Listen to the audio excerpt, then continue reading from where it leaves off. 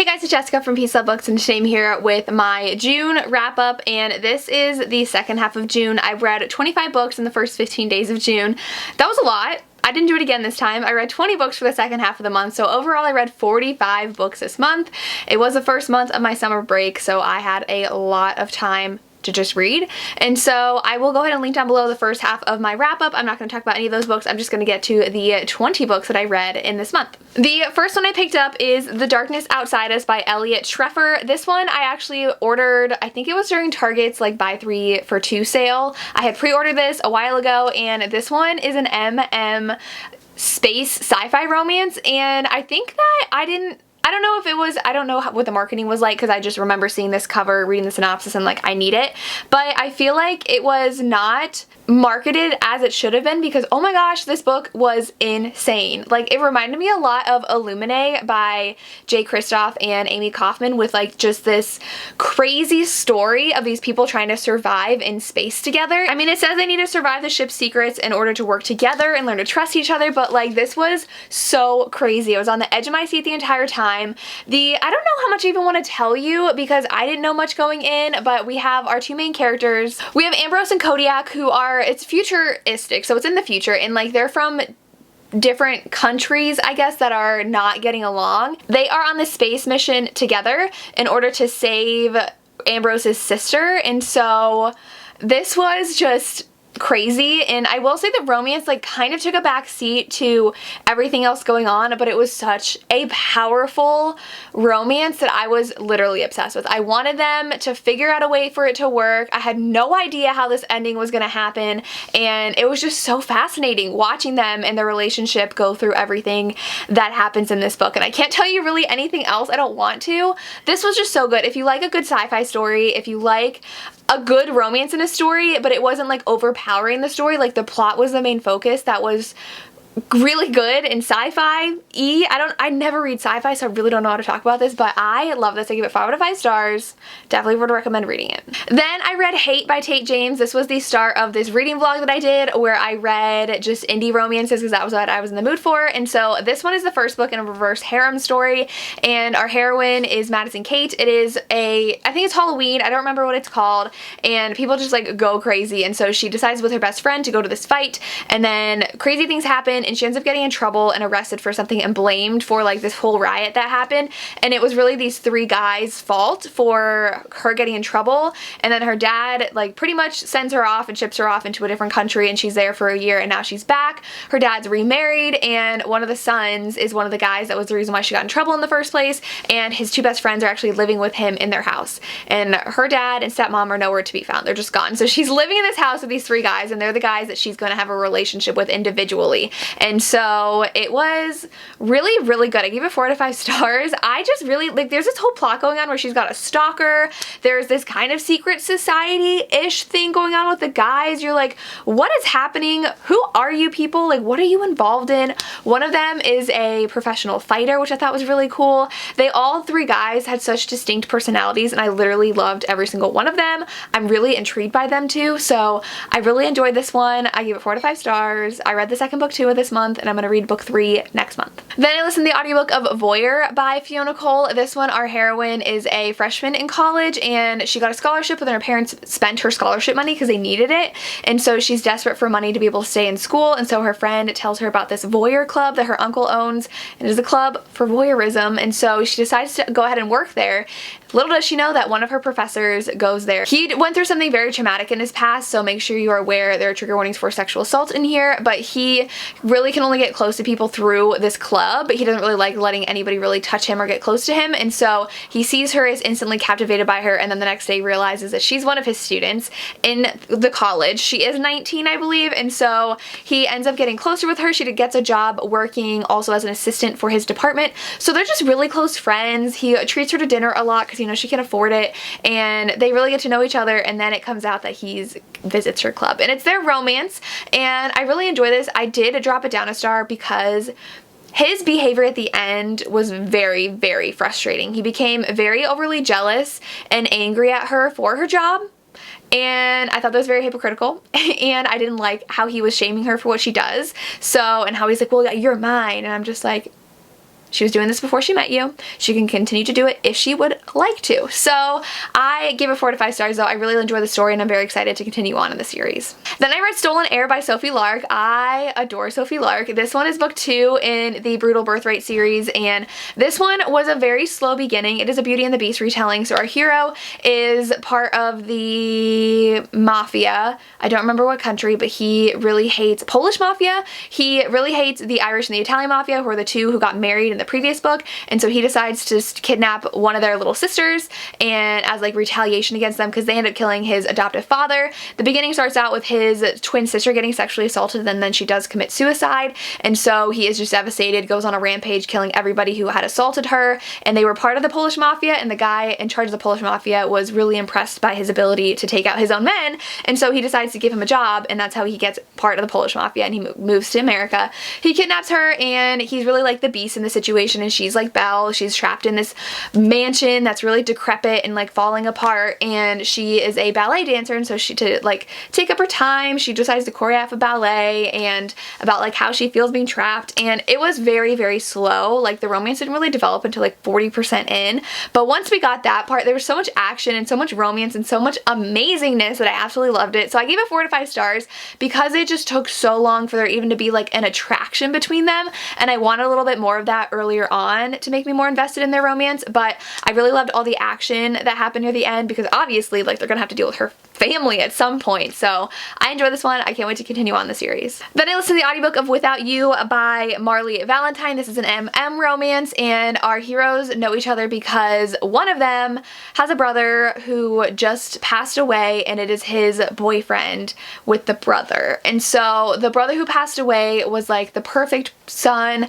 He just could do no wrong, and so his brother feels like, well, the wrong son died, like I'm just a disappointment, my parents hate me, and so he's back in town for the 1-year anniversary of his death. We do get a flashback to when he died, and the brother really comforted his dead brother's boyfriend, and the boyfriend can really not move on. He's still driving the same old car that he had with him. He hasn't moved. He can't get rid of any of his furniture, any of his stuff. He's still very much grieving, and so they're together for the 1-year anniversary of his death, and it's very heartbreaking, but also kind of lighthearted in the way that they like banter with each other and just get along and really understand each other because they both lost the same person, so they're really connected that way. And then they're like, we can't be together because like you're his, and like am I a replacement for him when he died? And it's just really great. I gave it 4 to 5 stars. I think the second half of the book did kind of not drag, but kind of lost my interest in all the romance and the just emotion that the story had, but overall it was a really great romance, so I gave it 4 to 5 stars. Then I read Heartstopper Volume 3. This one is amazing. It is Nick and Charlie's story, and the first book started out with them. It's a graphic novel, so the first volume started out with them becoming really good friends, and then they are having feelings for each other. Charlie is out as gay, but then Nick has feelings for Charlie, but he doesn't know what those feelings are because he's had feelings for girls before. He doesn't know what his sexuality is. And so in this one, they go on a class trip to Paris, and it is so fun. And we got a lot more of the side characters, which I really loved. We got to see all of their friends and their romances and how their friends were affected by like when Charlie came out, and how Nick's feeling if they can tell people that they like each other or not. And this was just adorable again. I gave it 5 out of 5 stars, and I'm really excited to continue on with Volume 4. Then I listened to Liar by Tate James. I won't really get into the synopsis. It just carries on from Hate. I gave this one also 4 to 5 stars. I just think these are so addicting. I cannot put them down. The stalker storyline really starts building in this one too, and it jumps off right from the cliffhanger of book 1, and then we're still like, why do these men have so much power? Like, who are they?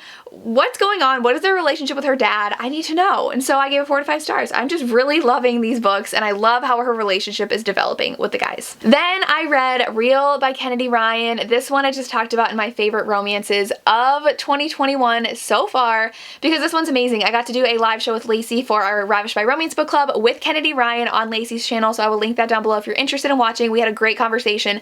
Kennedy Ryan loves mafia romances, which I thought was really cool. I don't know why I wouldn't think she does, but I'm just like, you're cool, and we need to talk about you possibly writing a mafia romance, please. But this one is about Cannon and Neva. Neva is an actress. Cannon is a film director. He's doing a biopic on a really famous black singer, and so he sees Neva in her play as an understudy. She finally gets to have a chance to be the lead, and he absolutely is captivated by her performance, decides to hire her. He's like, I can't have anyone else but her, and it's their romance, and it was so good because Cannon's really hesitant to start any kind of relationship because he crossed that line in the past with a actress in his film, and it really did not go well. So to keep things professional, he's like, I can't have anything with her, but Neva is like, I like him a lot, and they spend more time together. Some of their coworkers kind of push them together, and Neva is also dealing with lupus, her chronic illness, so make sure you know that going in. That is a huge part of the story as well,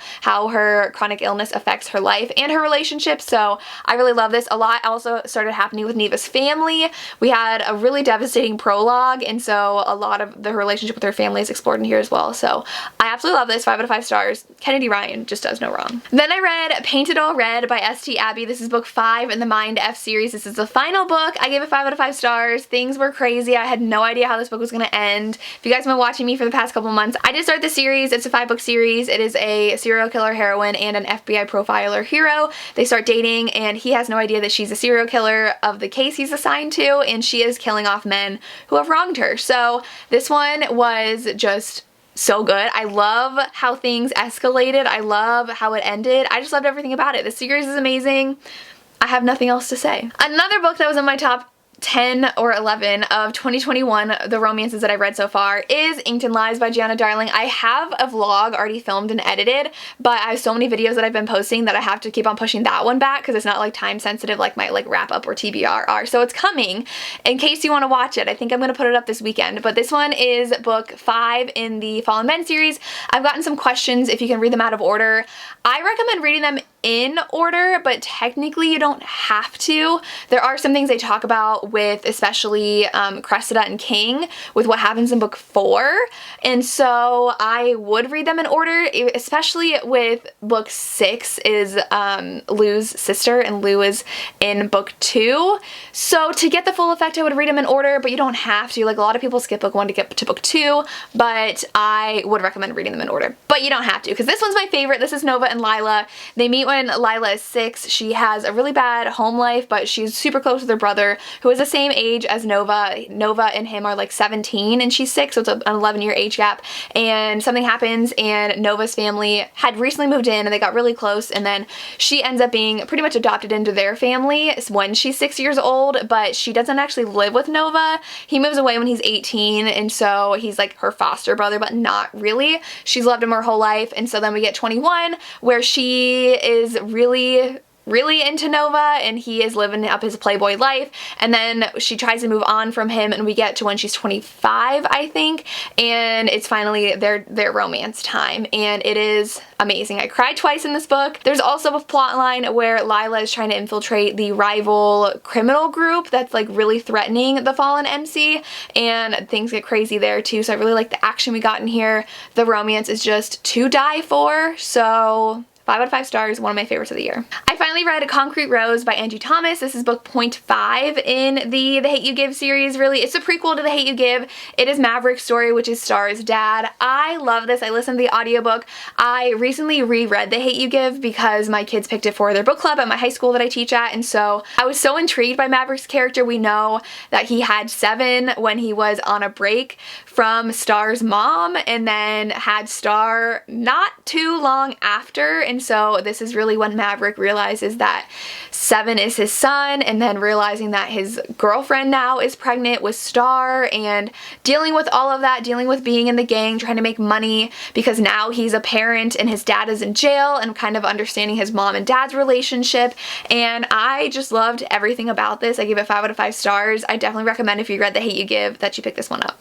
Then I picked up The Babysitter by Jack Harbin. This one I gave 3 stars because I feel like it was too short. It was only 40 pages. It is about a babysitter and the dad. So it is an MM romance. The babysitter has been the babysitter for a while, but he knows that the parents are getting divorced, and so he is kind of reaching the end of his time with his family, and then the dad is like, why don't you come over for dinner?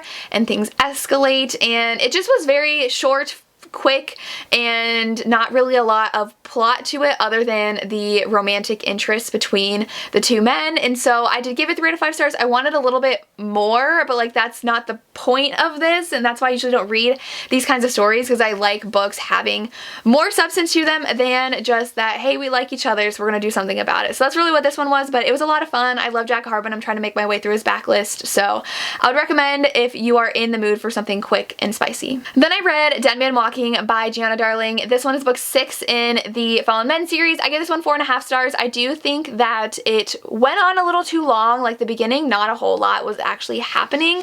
It is Priest and Bia's story. Bia is Lou's sister, and she is just like this goody two-shoes, kind of like virginal, innocent person. Like that's how she kind of projects herself. She goes to church a lot, and she is like really into dark things. Like she really is into Priest. Priest is the pretty much like killer for the Fallen MC. He just like likes to kill people. He needs to kill people, and so she is super intrigued by his darkness. He has a very sad past that we get later on. There are trigger warnings for abuse and sexual assault of minors, and so he lost a lot of his family back when he was living in Ireland and things happened. We get that really more near the end, so I was kind of annoyed how long it took for him to finally open up to Bia and talk to her about his past and why he was so covered in scars, because he was so hesitant to even show her his body because of what he went through. But this one was really good. She has a stalker in this one as well, and she has a true crime podcast, which I thought was cool, but like I said, we kind of got bogged down in the beginning, so it was a little bit slow, but overall 4.5 stars. I really enjoyed this 6th book in the series,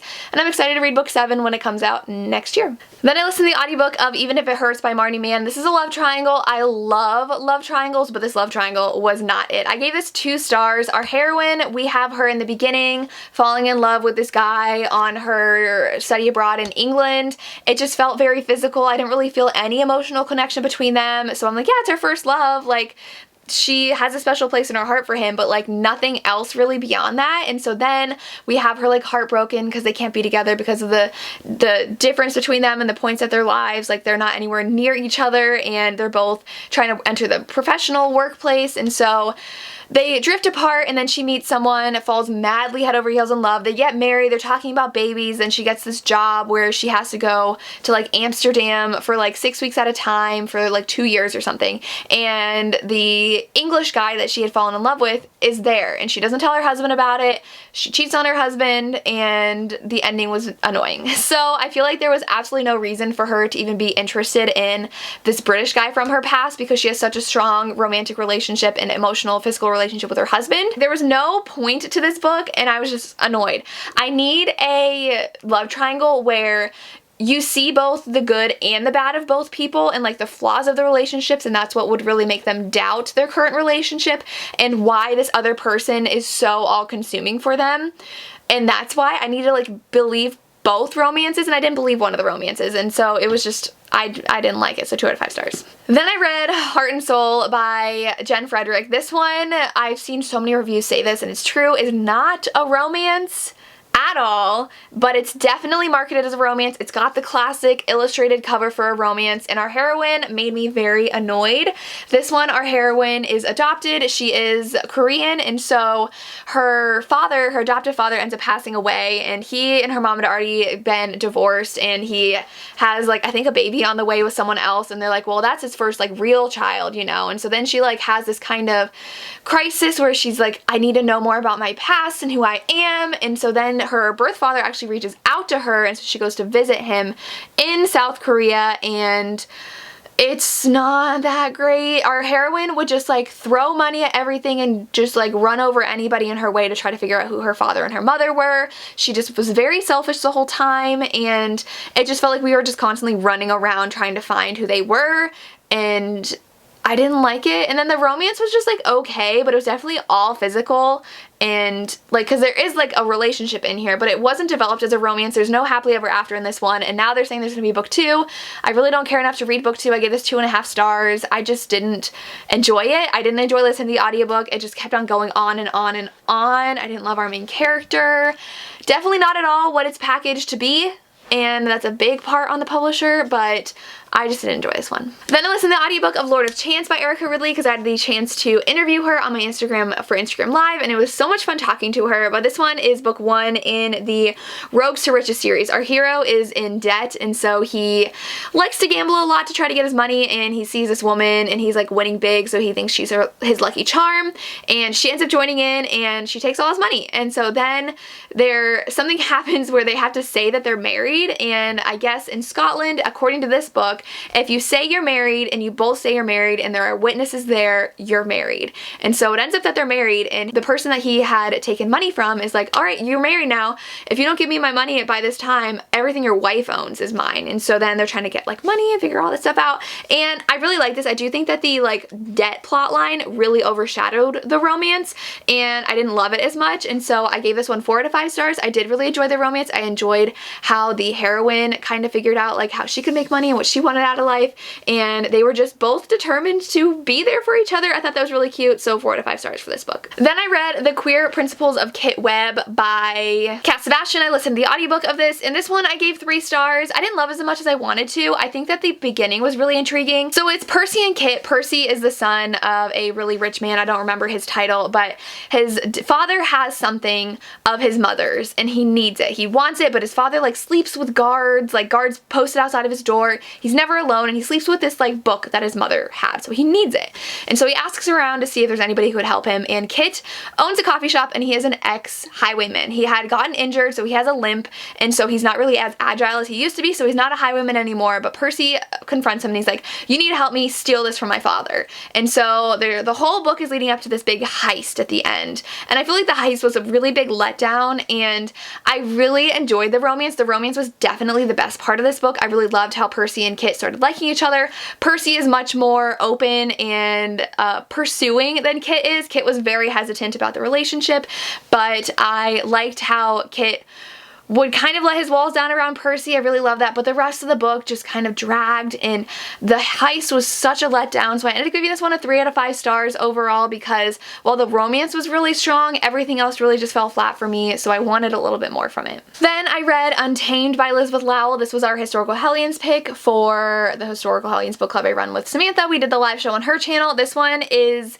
a medieval romance, and the beginning's very slow. Like, I kept on falling asleep reading this book because our hero and our heroine have to get married, and she either has to marry her half-brother or Dominic, who is an invader. I think he's like a Norman invader or something. And so she ends up agreeing to marry Dominic, and then he is pretty much like the laird of the keep. Even though it's like northern England, the synopsis says that it's in Scotland, so I'm still confused about where it is, because they keep on saying northern England. Like in the beginning it says they're in northern England, but the back it says Scotland, so I don't know. But it's like about their marriage, and there's people that are angry about their marriage, and it goes from there. I enjoyed Dominic and Meg's relationship. I liked how Dominic was really protective of her, and how she still was trying to be independent and go do things on her own, even like against his word. And he was never too pushy, but he was like adamant. He's like, I can't consummate our marriage until I know for sure you're not pregnant, which means she has to have her period, so he knows that it's his baby once he does get her pregnant.